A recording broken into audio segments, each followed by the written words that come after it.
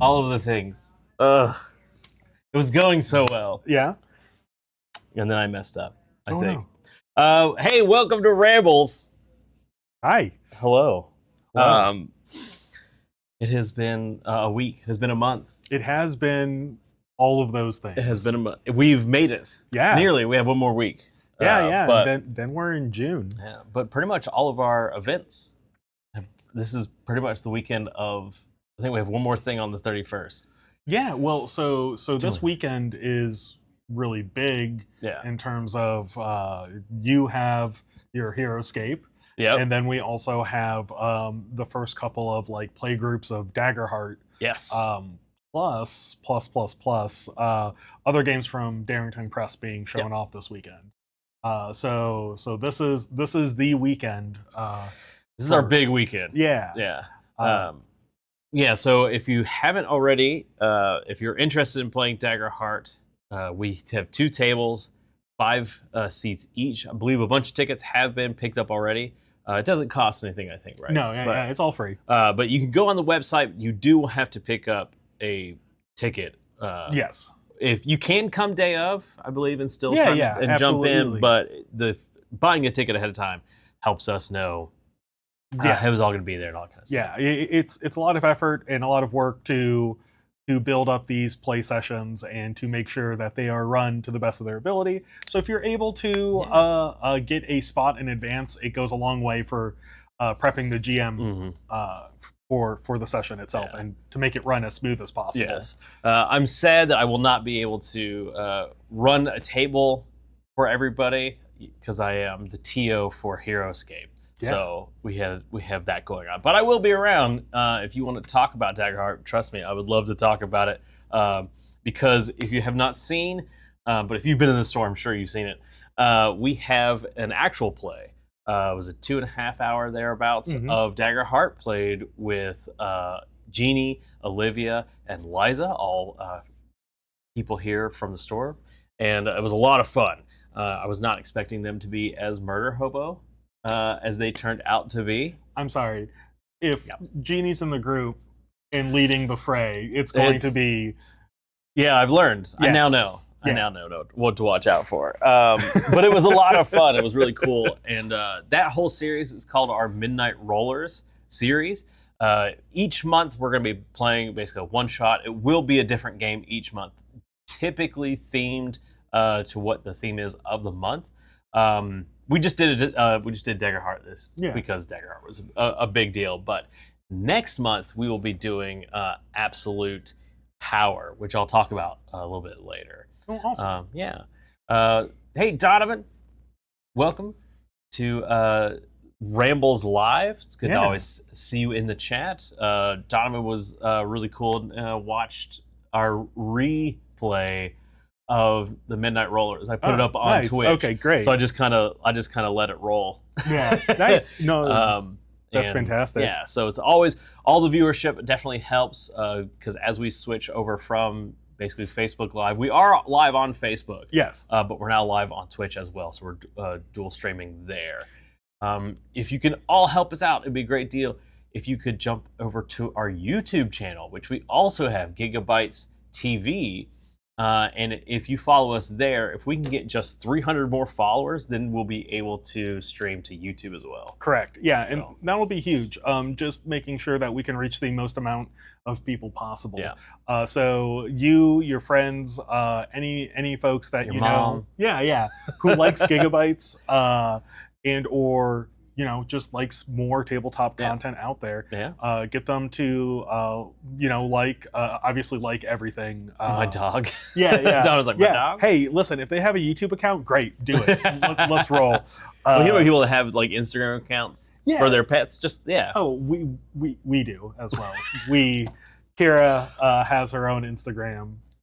We don't have a Gigabot Instagram account. Oh, yeah, we need to fix that. Watch out for the future Gigabot. No, that's great. Oh my gosh, why have we not done that? So, but yeah, either way, anytime that you can like and subscribe. I know it is so overdone, but for small streamers, especially Small store, yeah. like ourselves, it It's- all helps. It yeah. all really does help. Because really what it is about getting information about what's happening with the store out to everybody. Yeah. And also, like with Midnight Rollers, it's just more kind of interesting, varied content for you to engage with and have fun. And we, of course, enjoy producing it and sharing the things that we love with everybody. Oh, absolutely. So yeah, share. That'd be great. What else? We mentioned the 31st. So the 31st, I saw the Peach State Roller Derby promo. Yes, I'll talk about that. Yeah. We are partnering with the Peach State Roller Derby, and I have to say it that way because I kept calling it the Peach Skate because it made sense. Which is our special. That's coming. Yeah, see, which is why that's always in my mind. But yeah. The partnership, you got to go have some fun. Yeah, right? we went out with our gear and we filmed one of their practice sessions, and they were very accommodating to us in our kind of breaking up their, because they're actually legitimately trying to practice. And we're like, hey, could y'all do this? Could y'all do this? And one of their members was actually in the Gigabyte costume. Oh, you're ruining the magic. Oh, sorry. The Gigabyte was actually is its own thing. Gigabyte, I'm terrible. It's we got to go with the Disney strategy. One of the rollers is really good friends with the Gigabyte. Yeah, and we were able to help film him learning how to skate. Yeah, but we have another one of those actually come up. We got 2 promos. Yeah, and the next one is a little more rough and tumble. Yeah, really digs into what roller derby is all about. But we'd love to say, shout out to the Roller Derby Club. If you go to their events, which we'll promote and keep talking more about, there's a chance to actually win some stuff if you go there. Yeah. So we have from us. Yeah. So it'll be product, various games and stuff like that you could win if you go to the roller derby. So check it out. One of my daughters is on. Oh, hey, so that's proud really of cool. Which one's your daughter? I'd be interested if you're fine with sharing. I mean, they should have a roller derby name. They do. Yeah. I like to be as Sailor Doom. Yes. Great. That's one of my favorite names. Yes, that is a great one. Go check them out. All the names are incredible. I always like to ask people like what they think their roller derby name would be because like you get some really creative responses. And it's so good. It's great.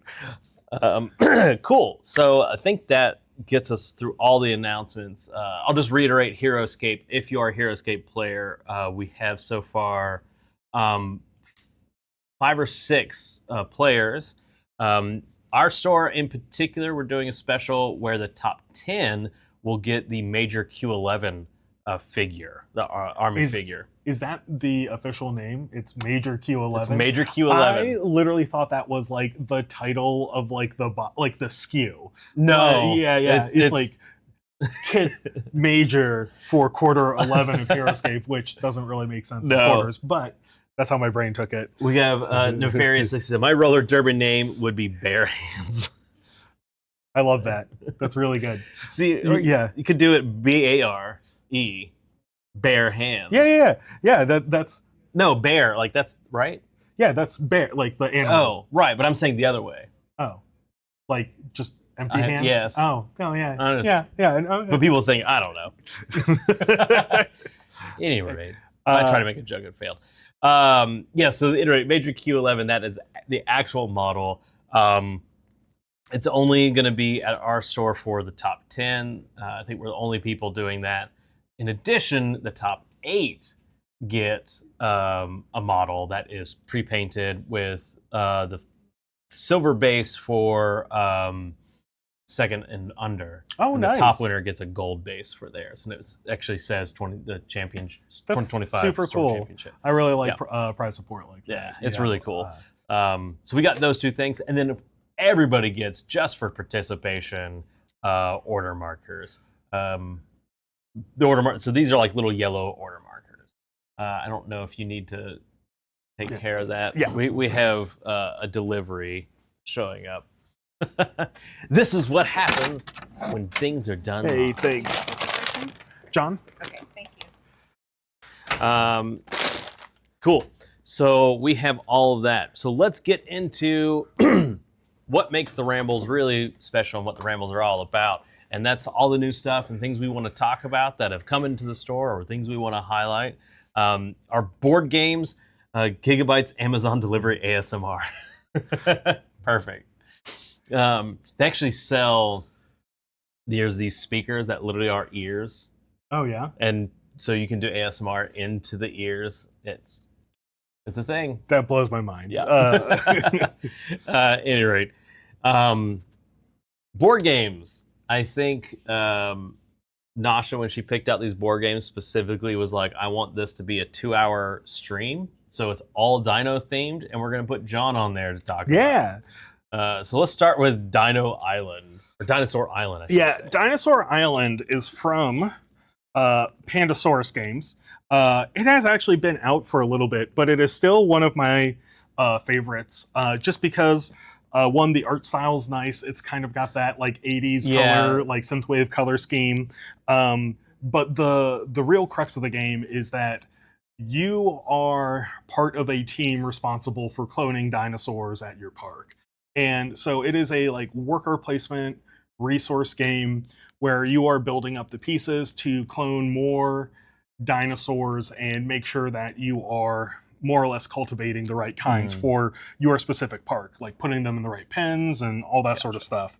It is very legally distinct Jurassic Park. I'm looking at the front of this, is like that they barely filed the serial number off, because like you've got the amber there. Definitely not John Hammond from the movies. And so with that, with the whole Jurassic Park thing, Ron Turkey. You are using mismatched DNA to make things as close to real dinosaurs as possible. So the fact that a majority of these dinosaurs are not remotely correct in terms of actual what dinosaurs look like. I'm looking at you, Velociraptor, which is probably the biggest perpetrator in most of these games. They did not look like that, nor were they that big. Yeah, there's a lot going on. These is chickens. They sure are. But you know, some of it tries, especially the Triceratops on the back is pretty good in terms of how close it is. The frill's a little small, but you know, I could probably go on too long. I'm so sorry. Let's go through each illustration. But so this one, it is a competitive game where you're playing against other folks, and you are basically competing to build the best park, right? Okay. It is a fairly crunchy game, at least for me. And so this is great for people that like those kind of more complex Euro, like worker placement, resource management, all that sort of stuff style games.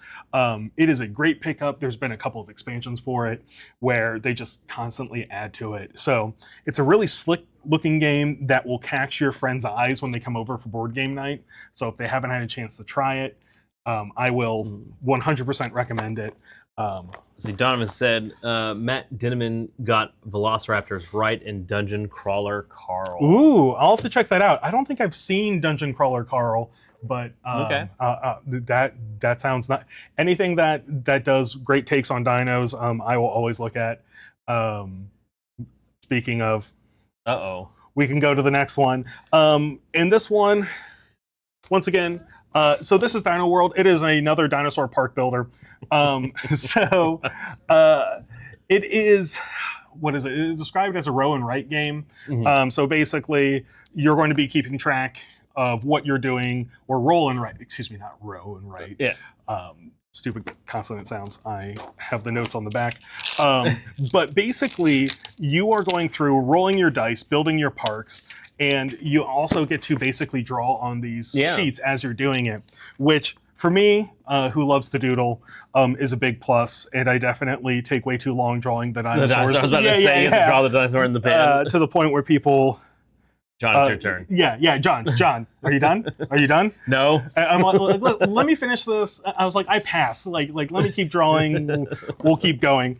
But this one is once again that same style of like, you are loading a park filled with dinosaurs. This one is less crunchy. This one to me is more of like a family game night style game, which I really like. Because it says players 1 to 75 to play at a time. And because everyone can get their own sheet and roll the dice, right? You can play by yourself, or you can, keep rolling. John, hold on. The shading isn't quite right yet. Well, the illustrations are pretty good. The raptor is more correct. It seems like it's to scale. Yeah. It's actually up to the person's knee. Was that supposed to be a Utah raptor though? Or Utah? This one? No. Which one's that one supposed to be? It's some sort of tyrannosaur, which is very wrong. But I can tell they were trying to go for tyrannosaur on account of the size of it, and the fact that it has 2 fingers. Okay. So it could be any number of things in the tyrannosaur family, which there's quite a bit. It was a very successful species. No. Yeah. And Nefarious 60 said, I like roll and writes. They are great for simultaneous play. Yeah. And that's a great part too. I know we were joking about me taking too long, but it is one of those things where it's very easy. You can take your turns together, or you can go one of each player, especially if you're sharing dice, which is how we normally do it. Not like we don't have enough dice in our house though. Remember back in the day when all this kind of started, you had to go steal dice from various board games. And we actually have my lovely partner Emily has like a set of dice that we use specifically for a role game called Zonk. That I think she got from like an old board game, and just like she keeps in like a jewelry case, and very precious to her. Right. Despite the thousands of dice at this point we have to have rolling around in our house. Yeah, there's some that you connect with. Yeah. And you have to have those. And then finally we have Paleo Vet. This one seems like a much more even more family friendly. Yeah. And with this one, a lot of people do the Jurassic Park thing, right? Where you are building a dinosaur park. This actually has you go into the park doing a specific function. It's like it sounds. Yeah. You are a veterinary working on dinosaurs. And this one, you said it has like a nice family style, which is 100% true, but also like the art is really charming, and to me reads very much like a kid's book on dinosaurs, and so it can really pull people in. And in terms of dinosaurs, like they're of the 3 we've looked at so far, they are some of the better ones. But yeah, basically you're going to be taking care of these dinosaurs, figuring out what they need, and going through the whole paleo vet business. So, and the biggest thing with this one is the dinosaurs they're asleep. Yes. And you're trying to keep them asleep so you can work on them. If they wake up, they'll take off. And if it's a carnivore, they take one of your other dinosaurs which with you don't it. want. There's a photo on the back that's like a Carnotaurus and Ankylosaurus, and it's very funny imagery of a Carnotaurus waking up and just like picking an Ankylosaurus up and running off. But yeah, like being a paleo vet has a whole series of challenges that a normal vet wouldn't take, right? Yeah. Not only are you dealing with these massive creatures, but it takes large animal veterinary practice to a whole new. It's like, well, this is going to take me about 10 minutes to go from the head to the tail on this one. It is so funny, or maybe not funny is the right word, but it's very interesting to me about how like there's different disciplines across veterinary, right? Like same like you have like ear, nose, and throat doctors and whatever, but vets will go from either taxons of animals, like like herpetologists, or people will just do like dogs and cats. I remember we had like, I think it was a sick lizard once, and we tried taking it to a vet, and they're like, we don't have exotics. An exotic vet here. But I know there's a vet in Georgia that like takes care of like zebras and ostriches I'm and things sure. like that. A friend had a chance to go visit their farm where they had a variety of animals that they ended up adopting. So That's it's really fantastic. cool. But do that with dinosaurs. That's the kind of life I want to live, and I want you So to live as well. Hurry up, science. Yeah, we're getting there. Get on it, science. And that's all of our kind of fun dino games. And we're gonna make this is gonna be the most massive shift you could ever. Wait, hold on. What is this? Don says, "Do you guys get to playtest all of these new games at Gigabytes?" Yes and no. It really depends on time. Yeah, and that's one of the big things. So Nasha, our assistant manager, she came up with a program. I don't know how long ago, and I don't want to say years because that will make me feel much older. Where she will assign games like once a month to each one of our employees, and the whole point of it is for a singular employee to pick up the game, learn it, see what it's about, and then they come back to the rest of the other employees and kind of explain what they went through, and what they liked about the game, what the rules are kind of like, and that's a way of educating the rest of us on each individual game. Now, games will come out in addition to that I or Jeff like. New indie RPG that comes in, right? Like you don't have to assign Jeff that one. Like he's going to look at it. Yeah. And similarly with dinosaur games, like nothing has to be assigned to me when it comes to dinosaurs. I will take a look at it. I will do some research. I will look at the illustrations and be very judgmental. And board games are just more difficult for me because they don't have the people necessarily to play with. Now, a lot of these games, I think every single one of them that we've talked about so far has a single player mode, which is nice. I think a lot more games are trying to have a solo mode. Yeah, that was one of the things that we got requested a lot, especially like when we hit that 2020 like lockdown period.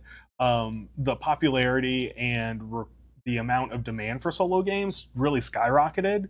And so most people wanted to include at least a solo operation in there. Yes, Don, you're not wrong. He is the staff paleontologist. Yes. That's my hobby outside of the hobby industry. The hobby. Yeah. This is what I really want to do. Well, now we're going to shift, over to Projekt Rise. Projekt Rise. I'm trying to make sure we're not getting too much glare. Projekt Rise is from the same company that did Escape from Stalingrad, Z. Yeah. Basically, it is kind of the trope we all love, which is zombie Nazis that we get to just blast away indiscriminately. With Projekt Rise specifically, this is the deluxe edition. Comes with a bunch of rules, bunch of models, all that really cool stuff. But you are trying to escape from this. I actually learned there was this like underground bunker called Projekt Rise that the Nazis were working on. And I don't know, can I use that word on Twitch? Or are we gonna get? Let's avoid it. Yeah, let's go away from that. Any rate, they are going in there and you're trying to extract Dr. Hinzelman, who basically has a cure for the zombie plague, and you're trying to get him out of there while blasting everything in your way. What's cool about this is it's kind of a choose your own adventure thing. So there is a scenario book that you will flip through. It's kind of actually similar to how Elden Ring does their maps. It's all in this kind of spiral bound book, and you'll just flip open to that moment and move your models around it. There's only a 1 minute setup, which for the size of this seems like it should be a lot more. Our friend Kyle, who was here last week, would love that. Oh yeah. But no, so Projekt Rise sounds like a mix between like a zombie side game plus almost like stuffed fables, where you are progressing through a story as you are playing a miniatures heavy game. So equal mix zombie shoot 'em up plus narrative gameplay, which is really nice. And every ending is different because depending on what you did in the last scenario will affect the next scenario as you go forward. And of course, there's just a load of weapons and guns and all that kind of stuff. There's a really cool kind of like, it's hard, I can't show it to you, but on the back it shows like your player card actually has spots where you put, Yeah. at least this for the deluxe set, you put little posts into, and a section for you to put all your different upgrades. There are also a bunch of expansions just of taking, because these have a lot of like cardboard standees. Well, these are the actual like 3D models if you want to get those and paint those up. And then of course you can get Escape from Stalingrad as well. Yeah, which is the premier game from that company. It was the first one out. We've been carrying that for a long while.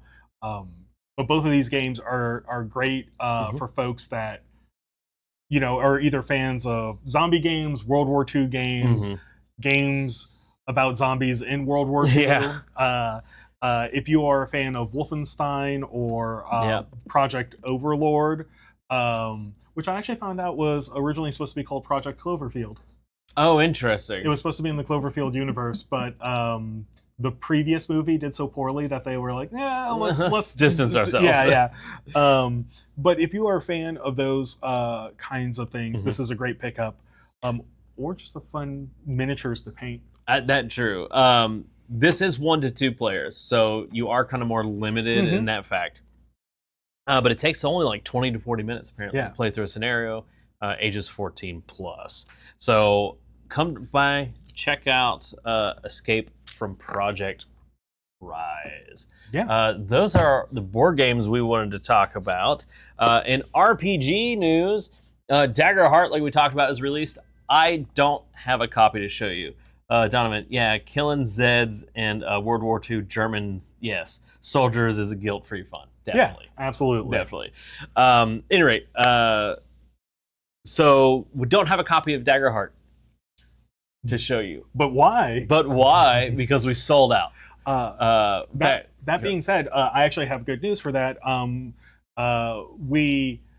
So Dagger Heart exceeded expectations in terms of the amount we were going to sell, which is great. Thank you, everyone. Yeah. And on the plus side, our friends at Darrington Press were able to ship out more copies to us pretty quickly. So cool. We put in an order literally on launch day because we only had a couple that went on the shelf and then they immediately disappeared. Oh, yeah. But they have shipped already. Oh, wow. So we should have more copies of Dagger Heart.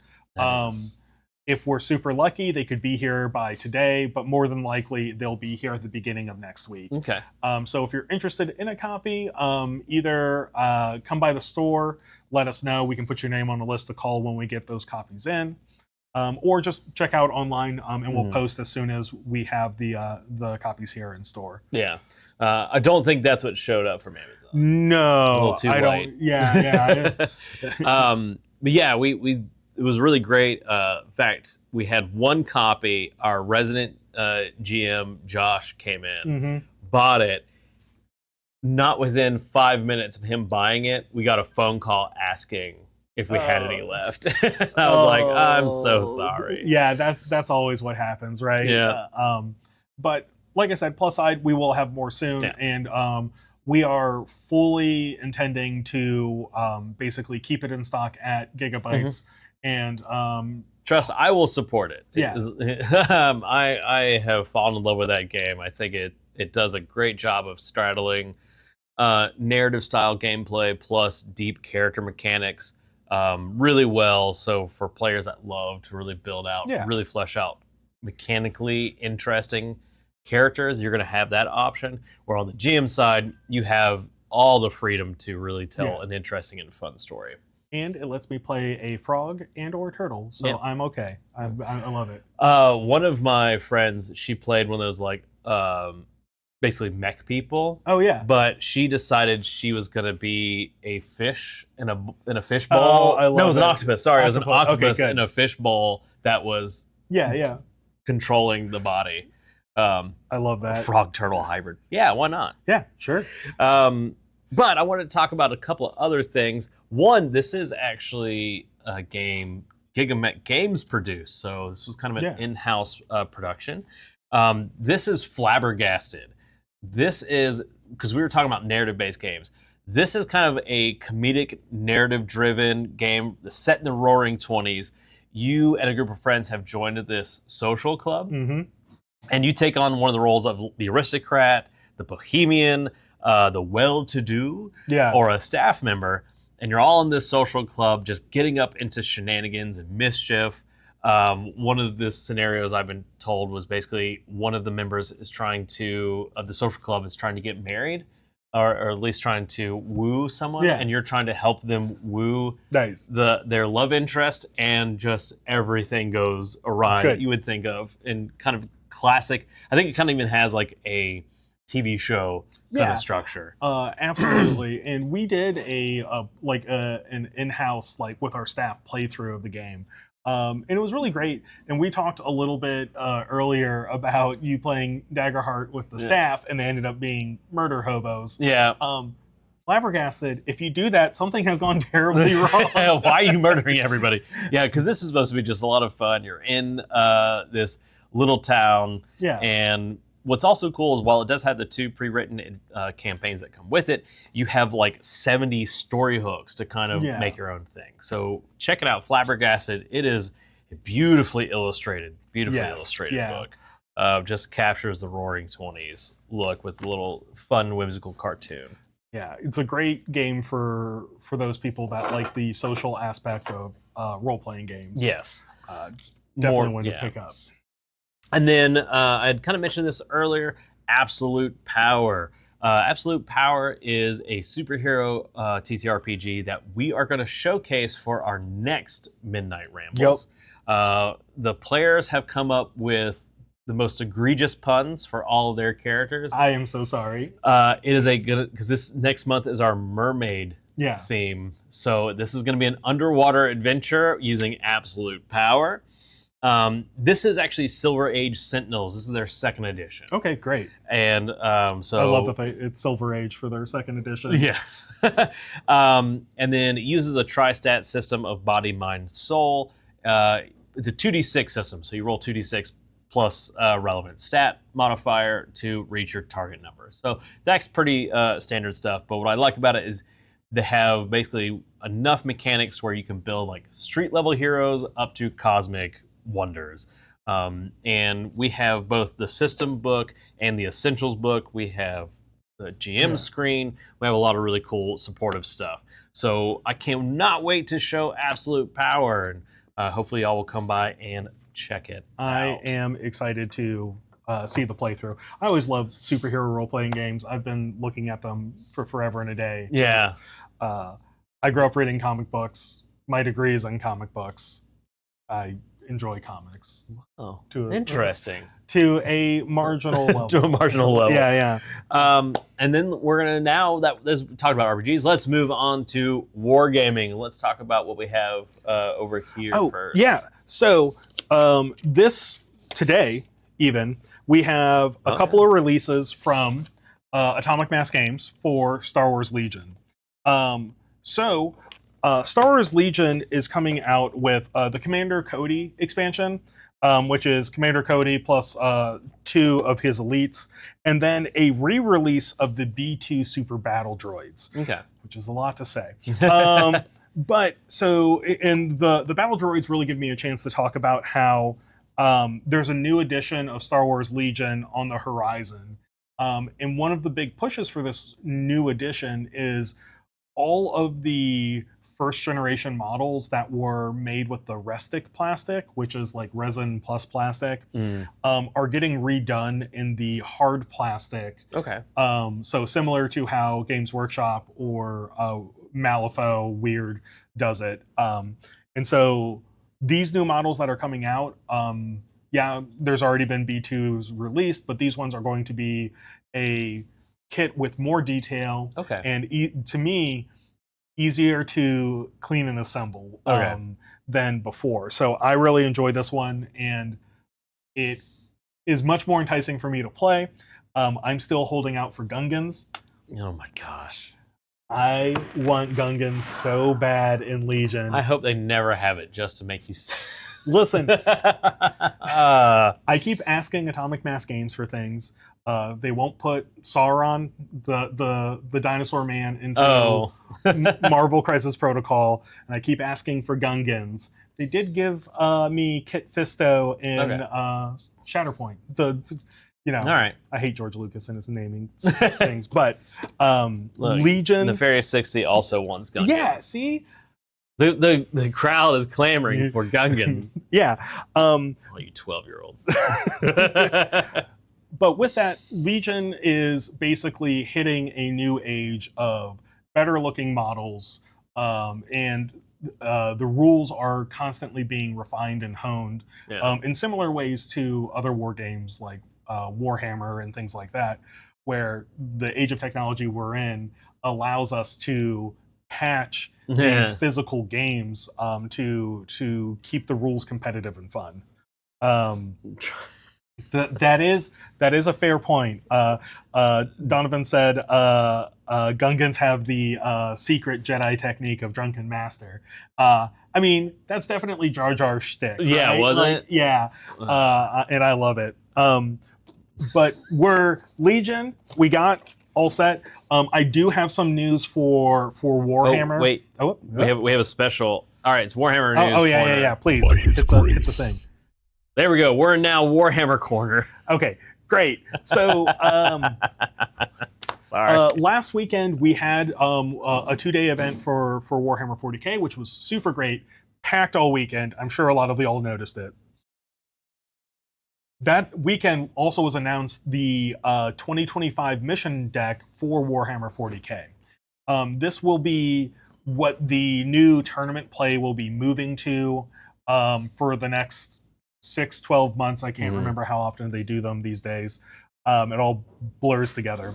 And with that, we are having pre-orders of that going up live tomorrow morning at 10 a.m. But we have very limited quantities. Apparently, we've been talking with other retailers across the country, across the globe, really, and everyone has been limited to a fraction of their order. And so this first wave is not as much as we wanted. So if you're looking for a pack of that mission deck, please log on around 10 a.m. to our website, gigabytesonline.com, and try to grab one. We will be attempting to get more copies as quickly as possible, and we'll just have to keep you all in the loop in terms of what's coming out for it. Also going up for pre-order is the new Space Wolf box. Which the models are absolutely fantastic. I'm not a big Space Wolf fan, mostly because they beat up the poor Thousand Sons, which we'll have Brittany come on and do a whole tirade about. We'll do a special Rambles episode just on Thousand Sons. Yeah, but so that box set is going up for pre-order as well, and that's all you need to either get into Space Wolves or to update your Space Wolves to this new edition. It's got models, books, cards, all that sort of stuff in there, ready to go. Okay. So definitely, if you're interested in Space Wolves, Saturday morning, 10 a.m., get your pre-order in. Perfect. All right. I think, let's see if this works. Aha! Oh, we're out of the Warhammer corner. We're out of the Warhammer corner. Man, we need to do the Warhammer. Maybe we put ourselves in black and white, or like I could do that. I could set it up where it's all like just grim and gray. Yeah. Constant smoke. So that is our Rambles live for May 23rd. A lot of cool stuff. Projekt Riese obviously is a really big thing right now. Really cool. Lots of great models. Like I said, if anything, the models can be a big thing to come out and paint. Once again, I'm not as much into historicals as some other folks are, and so learning that, hey, Projekt Riese, the Riese bunker was a real thing, and this game takes that historical information and kind of makes it a fun fantasy element. Does the thing with it, it makes it an entertaining board game to play, right? So I definitely recommend checking it out. Also, if anyone wants to ever talk about dinosaur games, I'm here most weekdays and weekends to talk dinosaurs. So just ask for me. Or just be like, hey, get on the Discord and be like, John, I want to meet up to talk about dinosaurs. Yeah. There you go. We should have a dinosaur month coming up in the future where He'll be in costume every day. Yeah, every day, all day. Don't worry about it, y'all. Yes, Donovan, thank you very much for stopping by for your Yeah. questions, and Nefarious60 as well. We will see you all in a week. Yes. So that'll be the 30th. That'll be the last Rambles for May, and then we're already into June. Yep. Oh my goodness. Halfway through the year, almost. Oh my goodness. All right. Thank you all very much, and we will see you on the flippity flip. Bye now. Bye.